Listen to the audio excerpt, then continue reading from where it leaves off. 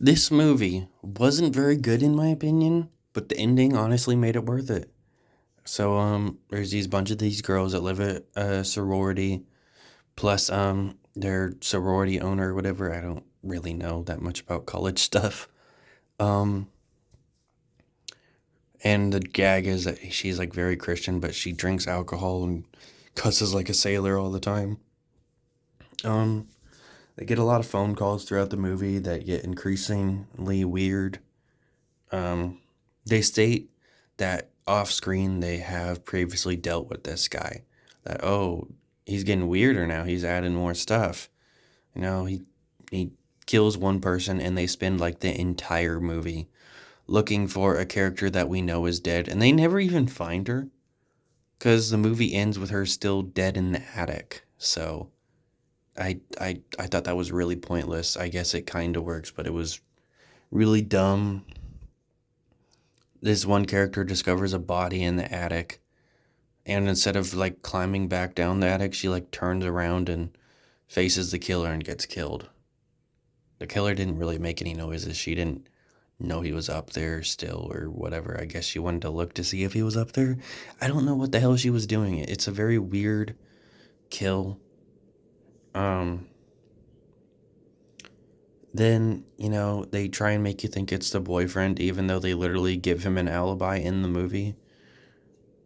I don't care that he died because he was a piece of shit that was trying to control her and force her to have a baby and abandoned her life because his career didn't work out.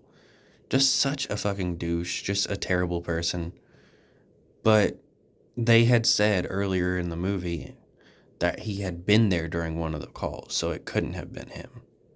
And this was like way before Scream. This was not when we had two killers.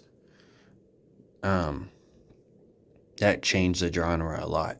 But this was way before that, so they literally gave him an alibi, but later she hides herself in the basement from the killer, and he kicks the basement window in and goes towards her, and he gets killed off screen, and we see him dead in her arms because she defended herself, or at least, thought she defended herself from him. So that douchebag's dead now, and the movie ends with this very slow, long shot of them going to the attic where the killer had been hiding the bodies, and he's still there. It's such a good ending. Um, Even though I thought it was obvious that he wasn't the killer, it's a really good ending. It's a really creepy ending. The music ties it in really well too. The only thing I have to critique about that is apparently the cops just left her in the house. They didn't take her to the hospital for medical attention. Yeah, she didn't get hurt, but that's really what they do in real life and in a lot of horror movies is they take someone that was traumatized to the hospital to make sure they're all right. And apparently for her, they just helped her into bed and left her in the house and didn't even search the house because dead bodies are still up in the attic. So, okay. And they also have the really good line of, the killer's been calling you from inside the house. Such a good line.